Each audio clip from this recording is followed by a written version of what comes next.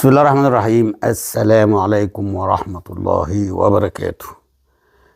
النادي الأهلي بيبدأ مشوار البطولة الأفريقية بفوز ضعيف جدا جدا جدا. مباراة أقل من المستوى بصراحة. يعني مفروض إن اللعيبة راجعة من المنتخب وفي الباقي مريح. كنا شفنا أداء أحسن من كده وفرص اكتر من كده. تخيلوا ان النادي الاهلي النهارده ما ضيعش فرصه. تخيلوا يعني. هل ده بقى راجع ان هم بيلعبوا على ملعب ترتان، ولا ان هم مستسهلين الماتش، ولا ان هم عارفين ان هم هيكسبوا؟ بس حتى لو هم هيكسبوا ما يبقاش الاداء بالشكل ده، وتحديدا الشوط التاني كله تحس كده ان الفرقه اللي هي الضعيفه قوي دي ان هي تسيدت او استحوذت. هي ما راحتش ولا ضيعت فرص، بس الشوط الثاني تحس كده البدني بتاع النادي الاهلي مش كويس. ادى افضليه للفرقه ان هي تمسك كوره في نص الملعب والكلام ده، وما شفناش فرقه النادي الاهلي الشوط الثاني في اي خطوره.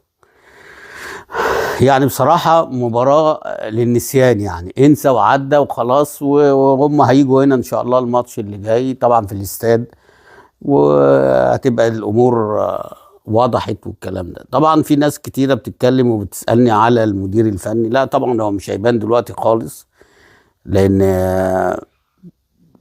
ولا بصمته هتبان دلوقتي ولا امكانياته هتبان دلوقتي. فيما بعد بقى يعني كل ما يبدأ ماتشات في الدوري وبعد كده يخش ماتشات افريقيا هنبدأ نحس بامكانياته وبصماته، اذا كان عنده بصمات ولا ما عندوش. كل ده هيبان، انما ما يبانش النهارده. يعني في ناس بتقول لك ان هو عايش في المباراة وعمال بيتكلم ويوجه ويصحح اخطاء ايه اللي صححها.